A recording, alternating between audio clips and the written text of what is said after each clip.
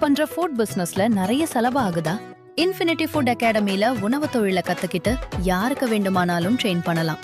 சம்பளத்தை லட்சக்கணக்கில் மிச்சப்படுத்தலாம்.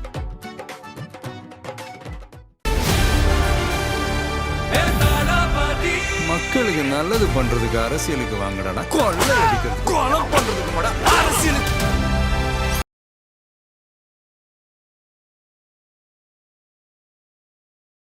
அவர் டெல்லியில சிபிஐ முன்னால் ஆஜராக போறாரா, கரூர்ல ஆஜராக போறாரான்றதை அவர் குறிப்பிடவில்லை. ஓகே, அது நமக்கு தெரியல. அதை செந்தில் பாலாஜி கிளாரிஃபை பண்ணணும், இல்லை சிபிஐ கிளாரிஃபை. ஓகே, இல்லை அதில் எதுவும் மாற்றம் என்ன? ஆப்வியஸ்லி இப்போ டெல்லிக்கு அழைக்கிறார்கள் என்றால் அதோட முக்கியத்துவம் வேறு. செந்தில் பாலாஜி அழைத்தது என்பது டெஃபினெட்லி சட்டம் தெரிஞ்சவங்களுக்கு தெரியும், கான்ஸ்பிரசி ஆங்கிள் சம்மந்தப்பட்டதாக இருக்கத்தான் வாய்ப்பு அதிகம். சிபிஐ உங்களுக்கு 360 டிகிரிலையும் தான் அவங்க யோசிப்பாங்க. அதுவும் this is a supreme court, almost supreme court monitored investigation. அவ்வளவு சுலபமாக காட்டி தப்பு செய்யாத ஒருத்தரை குற்றப்பத்திரிக்கையில் சேர்க்க முடியாது, தப்பு செஞ்ச ஒருத்தரை அவ்வளோ சீக்கிரமாக குற்றப்பத்திரிக்கையில் பெயர் சேர்க்காமல் விடுவிக்க முடியாது. இந்த மாதிரி கீழே கீழே கீழே விசாரித்து கிரவுண்டை ப்ரிப்பேர் பண்ணிவிட்டு அதன் அடிப்படையில் வரக்கூடிய தரவுகள் தகவல்கள் அடிப்படையில் தான் மேலே மேலே மேலே போகணும். எடுத்தடுப்புலேயே டாப்பில் போனால் எதுவுமே கிடைக்காது. ஓகே, ப்ளஸ் இதை தாண்டி வெவ்வேறு விதமான எலக்ட்ரானிக் எவிடன்சஸ் இருக்கும். ஓகே, புரியுது. இன்றைக்கி இருக்க மாடர்ன் வேர்ல்டில் அதாவது தப்பே செய்யாமல் நீ வாழறன்னு முடிவு பண்ணிட்டீங்கன்னா உனக்கு பிரச்சனையே இல்லை. நீ தப்பு செய்கிறன்னா நீ எவ்வளோ பெரிய ஆளாக இருந்தாலும், இன்றைக்கி இருக்கக்கூடிய தொழில்நுட்ப வளர்ச்சி, நீ யாவனாக இருந்தாலும் நீ யாராக இருந்தாலும் மாட்டிப்ப. செல்ஃபோன் டவர்ஸ் இருக்குங்க. இந்த சம்பவத்தன்று செல்ஃபோன் டவர்ஸ் யாருடைய செல்ஃபோன்ஸ் எந்தெந்த டவர்ஸில் இருந்தது, செந்தில் பாலாஜி மாதிரி ஒரு விஐபியை விசாரணைக்கு அழைக்கிறார்கள் என்றால் அதற்கு முன்பு ஒரு ஆங்கிலத்தில் சொல்கிறோம்னா ஒரு கிட்டத்தட்ட ஒரு சாலிட் கேஸ் கையில் இருக்கும்.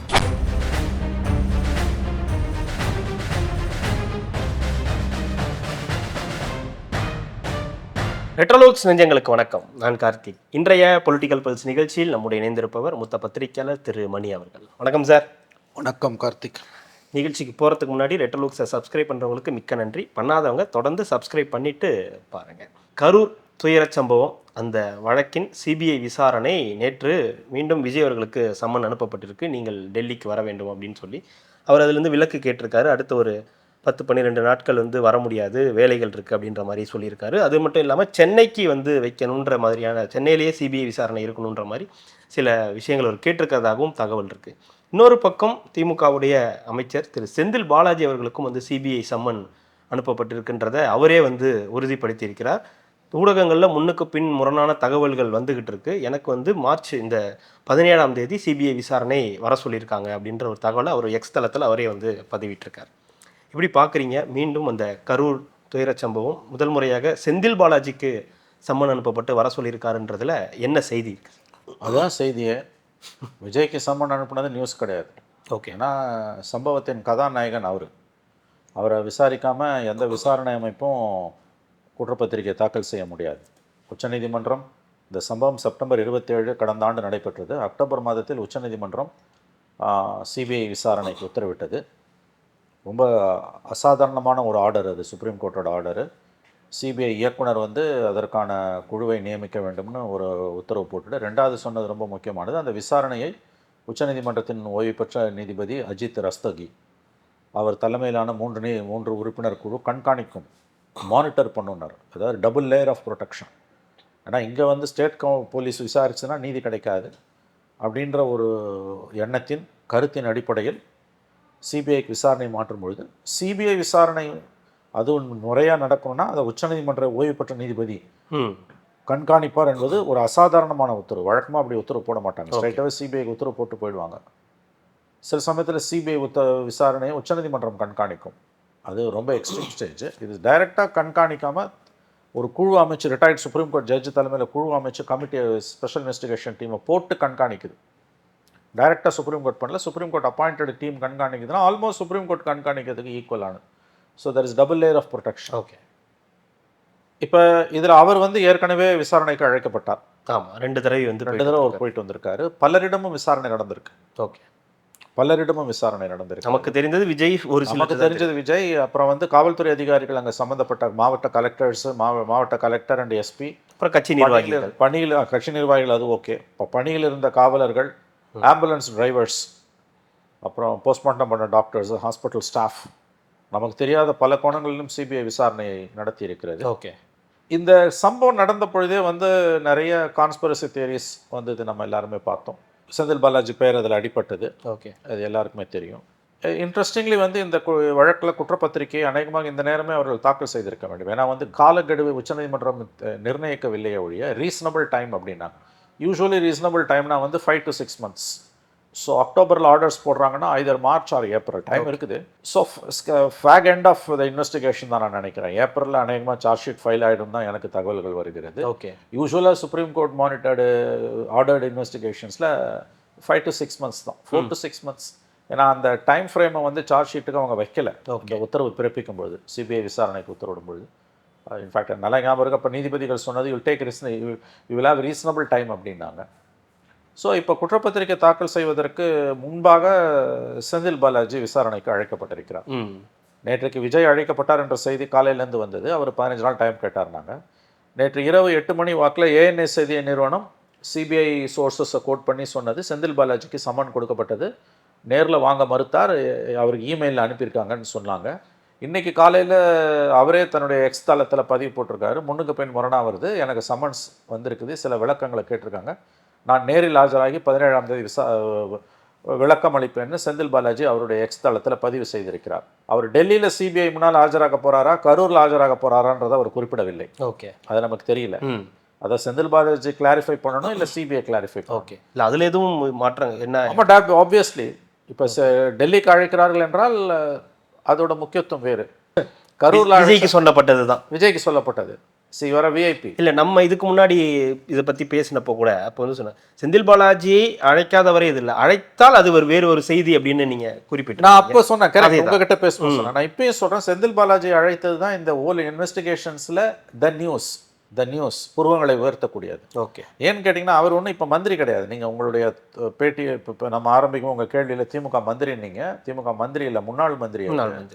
அந்த மாவட்டத்தோட முக்கியஸ்தர், முன்னாள் அமைச்சர், இந்நாள் எம்எல்ஏ, அமலாக்கத்துறையால் குற்றம் சாட்டப்பட்டிருப்பவர், ஜாமீனில் தான் அவர் இன்றமும் இருந்து கொண்டிருக்கிறார். அவர் விசாரணைக்கு அழைக்கப்பட்டது என்பது கண்டிப்பாக பூர்வங்களை உயர்த்தக்கூடியது. தமிழ்நாட்டில் இருக்கக்கூடிய மீடியா எப்படிப்பட்டாவது இதோட முக்கியத்துவத்தை குறைக்க முயற்சிக்கும். பட் உண்மையை வந்து நீங்கள் ரொம்ப நாள் மூடி மறைக்க இல்லை. நீங்கள் சொல்லும்போது இது முதல்ல நைட் வந்தது ஏஎன்ஐ நியூஸில் தான் ஃபஸ்ட்டு வந்ததா? ஆமாங்க, ஏஎன்ஐ வந்து தான் இப்போ வந்து கவர்மெண்ட் ஆஃப் இந்தியாவோட ஏஜென்சிஸ், ஏன் பல அரசியல் கட்சி தலைவர்கள் கூட வந்து ரொம்ப முக்கியமான ஒரு செய்தியை ஒரு ப்ரெஸ் கான்ஃபரன்ஸை வச்செல்லாம் கொடுக்கறது கிடையாது. ஏஎன்ஐக்கு சொல்லிட்டாங்கன்னா த்ரூ அவுட் த வேர்ல்டு போயிடும் அது. ஓகே. ஸோ ஏஎன்ஐக்கு சொன்னாங்கன்னா அந்த மெசேஜ் அப்படியே போயிடும் அவங்களுக்கு எல்லாருக்கும். ஏன்னா நேற்று அதில் ஏஎன்ஐ மெசேஜ் 8 மணி வாக்கில் அரௌண்ட் 8 o'clock வந்தது. ஸோ எல்லோரும் பிக்கப் பண்ணாங்க. அது வந்து காலையில் சில பத்திரிகைகளில் வந்திருந்தது. இன்றைக்கி அது அவர் விளக்கம் கொடுத்தோன்னா இன்னும் தெளிவாகிடுச்சு, ரீகன்ஃபார்ம் ஆகிடுச்சு. அவர் சொல்லிட்டார், முன்னுக்கு பின் எதை முன்னுக்கு பின் முரண்னு சொல்கிறாருன்னு அவருக்கு தெரியல. ஓகே, எனக்கு சம்மன்ஸ் வந்திருக்குது, நான் 17ஆம் தேதி அப்பியர் ஆவான்னு சொல்லியிருக்காரு. எங்கே அப்பியர் ஆவார், டெல்லியில் அப்பியர் ஆவாரா, சென்னையில் கரூரில் அப்பியர் ஆவாரான்றதை செந்தில் பாலாஜி சொல்லலை. அது அன்றைக்கி தெரிய போகுது. ஓகே. சம்மன் பண்ணால் போய் தான் ஆகணும். நீங்கள் யாராக இருந்தாலும் சிபிஐ சம்மன்ஸ், அதுவும் கோர்ட் ஆர்டர்டு இன்வெஸ்டிகேஷன்ஸ். ஓகே. அப்படி இல்லாமல் சாதாரண சிட்டி போலீஸ் கூப்பிட்டாலே நீ போய் ஆகணும். போலீஸ் சம்மன்ஸ்க்கு யாருமே போகமாட்டேன்னு சொல்ல முடியாது. விசாரணைக்கு நீங்கள் ஒத்துழைக்கணும், போய் ஆகணும். என்ன விசாரணையில் கேள்வி கேட்பாங்க, அடுத்து என்ன நடக்கும்ன்றதெல்லாம் நமக்கு தெரியாது. சார்ஜ் ஷீட் போடும்போது தான் உண்மை தெரியல வரும். செந்தில் பாலாஜிக்கு இந்த இன்சிடென்ட்ல ஏதாவது ரோல் இருக்கா இல்லையான்றதை பற்றி சார்ஜ் ஷீட்டில் தான் சிபிஐ சொல்லும்போது தான் நமக்கு தெரிய வரும். ஓகே. அதுக்கு முன்னால் நம்ம அது குறித்த எந்த முன்முடிவுகளுக்கும் வர முடியாது. விசாரணைக்கு ஒருவர் அழைக்கப்படுகிறார் என்பது, அதுவும் செந்தில் பாலாஜி மாதிரி ஒரு விஐபி, திராவிட முன்னேற்ற கழகத்தின் முகமாகவே இன்றைக்கு மேற்கு மண்டலத்தில் மாறிப்போனவர், செல்வாக்குமிக்க ஒரு தலைவர், உன் தியாகம் பெரிது என்று அவர் விடுதலை ஆன பொழுது முதலமைச்சர் ஸ்டாலினே அவரை வர்ணித்தார், தியாகி பட்டம் கொடுத்து வர்ணித்தார். ஆகவே அந்த பட்டத்துக்கு சொந்தக்காரரை 41 பேர் உயிரிழந்த ஒரு வழக்கில், ஒரு அரசியல் கட்சியோட பொதுக்கூட்டத்தில் நெரிசல் காரணமாக என்று நம்பப்படுகிற ஒரு வழக்கில் சிபிஐ சமன் பண்ணியிருப்பது இட்ஸ் குவைட் இன்ட்ரெஸ்டிங். அதாவது ரொம்ப ரொம்ப ஆச்சரியமானது, பூர்வங்களை உயர்த்தக்கூடியது. இல்லை, இது எதிர்பார்க்கப்பட்ட ஒன்றுன்னு சொல்ல முடியுமா? இல்லை, இது நல்ல கேள்வி. ஒரு தரப்பினர் இதை எதிர்பார்த்தார்கள், ஓகே. பிறிதொரு தரப்பினர் இதை எதிர்பார்க்கவில்லை. அதாவது நம்ம ஏற்கனவே கார்த்தி ஒரு 2-3 மாதத்துக்கு முன்னால் தான் நம்ம பேசணும். அதாவது நாம் பேசியது என்பது வந்து 2-3 மாதங்களுக்கு முன்பு அவரை அழைத்தால் அது ஒரு பெரிய செய்தி. ஆமாம் இல்லையா? தானே பேசணும் நம்ம.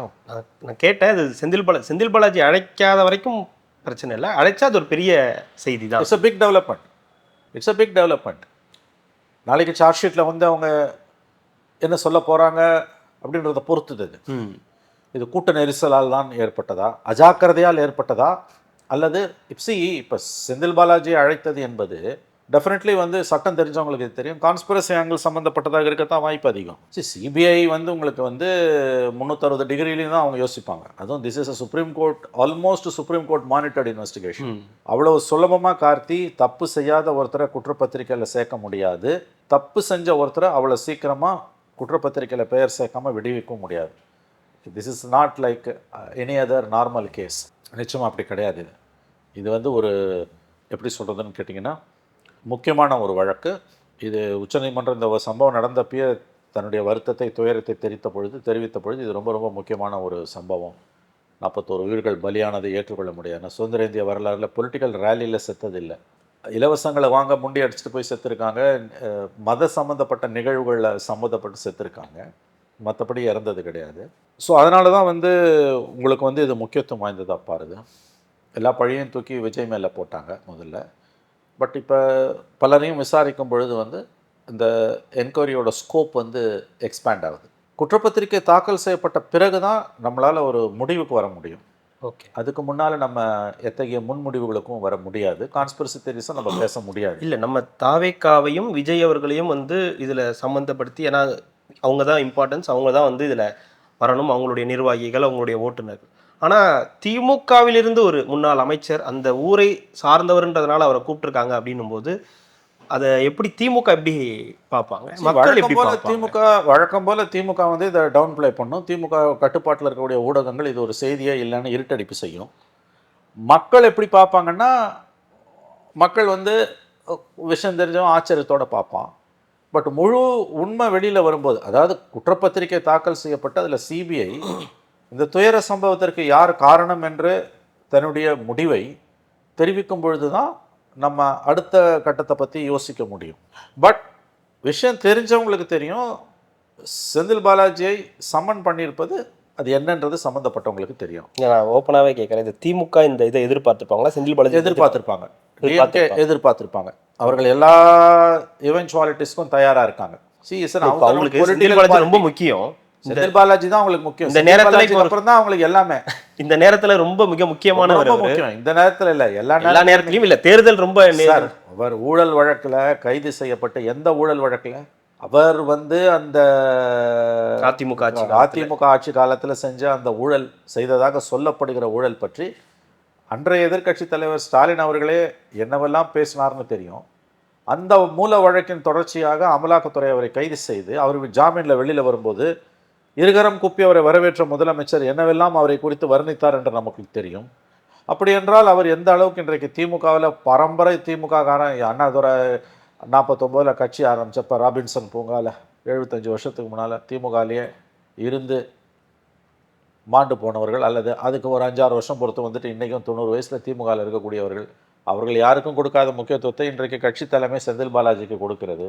அந்த அளவு ஒரு தியாக தழும்பாக இன்று திமுகவில் ஒரு மாறி இருக்கிறார். அவர் 5 கட்சி மாறி வந்தவராக இருந்த போதிலும் அப்படிப்பட்ட செந்தில் பாலாஜிக்கு இன்றைக்கு திராவிட முன்னேற்ற கழகத்திற்குள் இருக்கக்கூடிய முக்கியத்துவம் என்பது கட்சிக்குள்ளே இருக்கக்கூடிய பலரையும் வந்து இன்றைக்கு வந்து சங்கடப்படுத்தி நெளிய வைத்து கொண்டிருக்கிறது என்பதெல்லாம் உண்மைதான். ஓகே, என்ன நடந்தாலும் கட்சி அவரை கைவிடாது.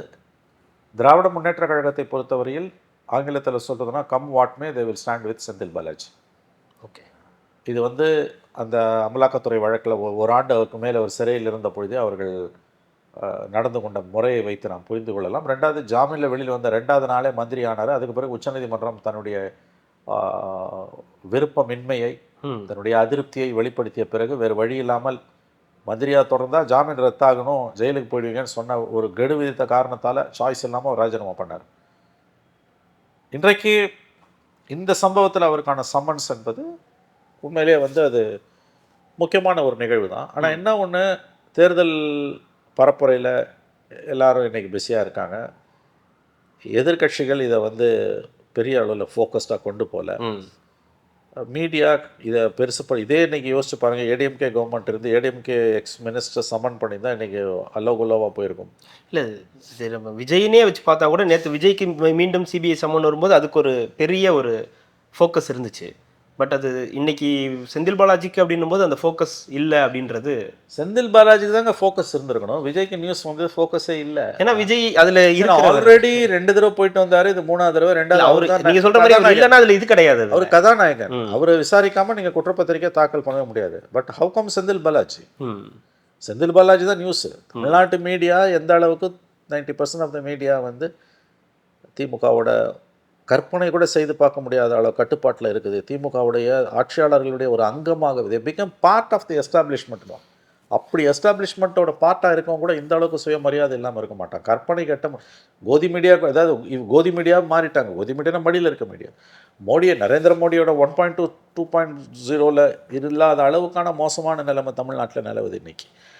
பட் அங்கே டெல்லியில் கூட மோடிக்கு ஜால்ரா போட்டப்போ காவடி தூக்குறப்ப கூட, இன்றைக்கும் காவடி தூக்குறப்ப கூட வந்து இந்த அளவுக்கு வந்து மோசமாக போகல. இது அதை விட மோசமாக இருக்குது. Because this is a serious development. Okay, அது என்ன நடக்க போகுது என்ன நமக்கு தெரியாது. மறுபடியும் நான் சொல்கிறேன், மெரிட்ஸ் ஆஃப் த கேஸில் வந்து நம்ம அவர் குற்றவாளி இன்னும் அல்லது குற்றவாளி இல்லைனோ எதுவுமே சொல்ல முடியாது. Okay, we don't know what happen, நமக்கு தெரியாது. சார்ஜ் ஷீட் ஃபைல் பண்ணும்போது மட்டும்தான் நமக்கு தெரியும். ஓகே, இப்போது அவர் மீது நம்ம எந்த குற்றச்சாட்டையும் சுமத்த முடியாது. இல்லை நான் அப்படி கேட்கல. நான் கேட்க வந்தேன்னா சிபிஐயில் செந்தில் பாலாஜி அவர்கள் சம்மன் வந்திருக்கு அப்படின்னும் போது எப்படி இதற்கு வாய்ப்பு இருக்குது அப்படின்னு கேள்விகள் இருக்குது. இது இவங்கெல்லாம் கொடுத்த வாக்குமூலத்தின் அடிப்படையில் அல்லது அங்கே கொடுக்கப்பட்ட அந்த அவங்க சிபிஐ விசாரணை கரூரில் மேற்கொண்ட வாக்குமூலத்தின் அடிப்படையிலான ஒரு கேள்வி இருக்கும் இல்லையா? அதுதான் அது எப்படின்னா வந்து பலரிடமும் விசாரித்து விட்டு தான் வந்து அவங்க எப்பவுமே விஐபிஸ் கிட்ட வருவாங்க. டைரெக்டாக விஜய் கிட்ட வரல.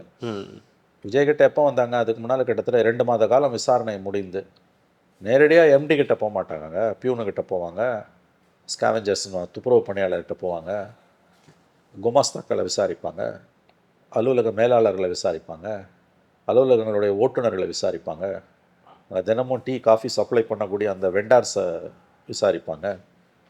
இந்த மாதிரி வந்து கீழே கீழே கீழே விசாரித்து கிரவுண்டை ப்ரிப்பேர் பண்ணிவிட்டு அதன் அடிப்படையில் வரக்கூடிய தரவுகள் தகவல்கள் அடிப்படையில் தான் வந்து மேலே மேலே மேலே போகணும். எடுத்தடுப்புலேயே டாப்பில் போனால் எதுவுமே கிடைக்காது. ஓகே, ப்ளஸ் இதை தாண்டி வந்து வெவ்வேறு விதமான எலக்ட்ரானிக் எவிடன்சஸ் இருக்கும்.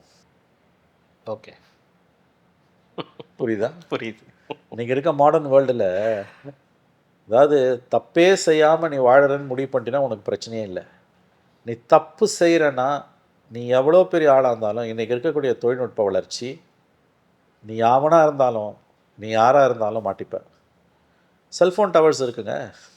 இந்த சம்பவத்தன்று செல்ஃபோன் டவர்ஸ் யாருடைய செல்ஃபோன்ஸ் எந்தெந்த டவர்ஸில் இருந்தது, செந்தில் பாலாஜி மாதிரி ஒரு விஐபியை வந்து விசாரணைக்கு அழைக்கிறார்கள் என்றால் அதற்கு முன்பு வந்து ஒரு ஆங்கிலத்தில் சொல்கிறதுனா ஒரு கிட்டத்தட்ட வந்து ஒரு சாலிட் கேஸ் கையில் இருக்கும் விசாரிப்பதற்கு, கேள்விகள் கேட்பதற்கு. அவர் செந்தில் பாலாஜி குற்றவாளி நான் சொல்லலை. ஓகே, ஆனால் செந்தில் பாலாஜி அழைத்து விசாரிக்கணும்னா அதுக்கு ஒரு பூர்வாங்க ஆதாரங்கள், பிரைம ஃபேசி கேஸும் ஆங்கிலத்தில்.